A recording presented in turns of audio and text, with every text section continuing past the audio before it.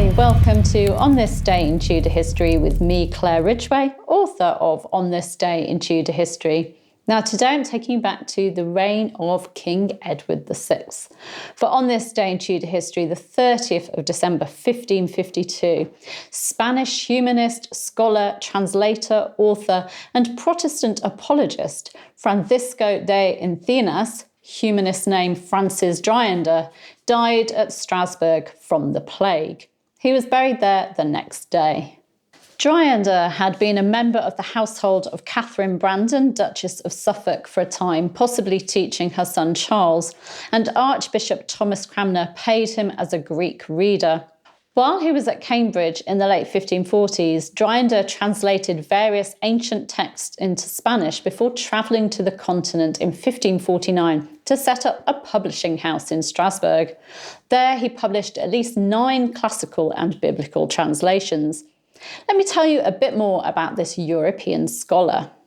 Dryander was born Francisco de Enzinas probably in November 1518 in San Gil in Burgos in Spain. He was the son of wealthy wool merchant Juan de Enzinas, and it's thought that his mother was Ana de Sandoval, but his father married again after her death, marrying Beatriz de Santa Cruz from an important Burgos family in 1528. By 1539, due to his family's links and business, Francisco was in the Low Countries, where he studied at Louvain's Collegium Trilingue, which was known as a centre of humanist learning. His brother Diego also studied there. While in Louvain, Francisco changed his name to Francis Dryander and began studying the classics and the Bible, as well as being influenced by the works of Erasmus and Luther. While in Louvain, he became friends with Garbrand Harkes, a bookseller from Oxford, Edmund Crispin from Oriel College, Oxford, and Jan Lasky, the Polish reformer. In 1541, Dryander travelled to Paris to visit his relative, theologian Pedro de Lerma, Dean of Theology at the Sorbonne. Then he made his way to Wittenberg, where he began at the university, choosing to study there because of his admiration for reformer Philip Melanchthon. While he was there, he translated the New Testament into Spanish, the first modern translation of it into Spanish, publishing it in 1543. Dryander sought an audience with Emperor Charles V to present him with a copy of his New Testament and to get his protection, as there were plenty of people who opposed the translation of the Bible.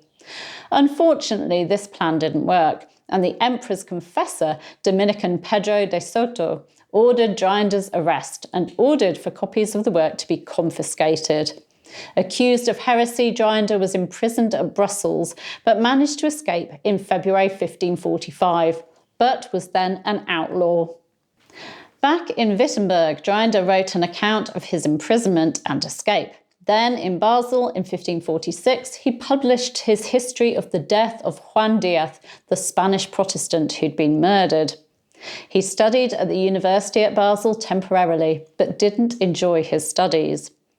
In 1547, Dryander received news that his brother Diego had been burnt as a heretic in Rome. This led to him leaving Basel for Strasbourg, feeling he was safer there. In 1548, in Strasbourg, Dryander married exile Marguerite Delta, who was originally from Gelders. Then, in July 1548, after reformer Martin Butzer had advised him to leave the continent, Dryander and his wife travelled to England, where Protestant Edward VI was on the throne. They resided with Archbishop Thomas Cranmer in Lambeth for a time.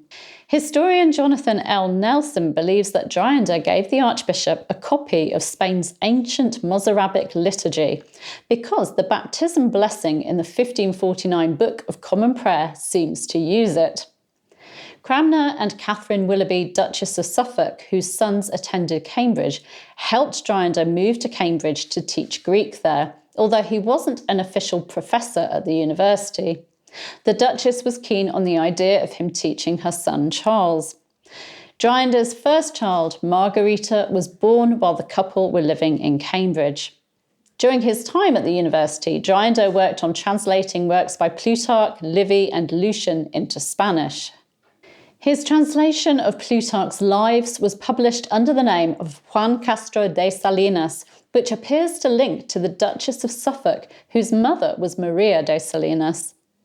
In 1549, Dryander left his wife and daughter in the care of Martin Butzer, while he travelled to Basel with his works, as he was unhappy with English printing. He didn't return, and in 1550 his wife and child joined him in Strasbourg, where Dryander had set up his own publishing house. Over the next 2 years, he published at least 9 translations of the Old Testament and classical works. In around 1551, Marguerite gave birth to another daughter, Beatrice, but plague hit Strasbourg in 1552, and Dryander died on the 30th of December 1552, being buried the next day. He was just 34 years of age. Sadly, Marguerite only outlived him a few months, dying on the 1st of February 1553, also of the plague. Their daughters became wards of the city of Strasbourg, although their paternal step-grandmother, Beatrice, fought the authorities for custody. Dryander's memoirs were published in French a few years after his death, and in 1995, quite a few years after his death, his correspondence with the likes of reformers Martin Butzer, Philip Melanchthon, John Calvin, and Heinrich Bullinger were published. Tomorrow, I'll be talking about a Lord Deputy of Ireland who was nicknamed the Gunner and who executed a whole garrison. Do make sure you're subscribed, you can click just there, and that you've hit the bell so you don't miss out on that. Also on this day in history, the 30th of December 1568, in the reign of Queen Elizabeth I, Roger Ascham, scholar and royal tutor, died. He was laid to rest in the St Stephen's Chapel of St Sepulchre without Newgate, London. Ascham served as tutor to Princess Elizabeth, the future Elizabeth I, and is also responsible for the idea that Lady Jane Grey had abusive parents. Find out more about Ascham, his life and career in last year's video. You'll find a link to that in the description. Thank you for joining me. Please do give me a like and leave a comment if you wish. I'll see you very soon. Bye-bye.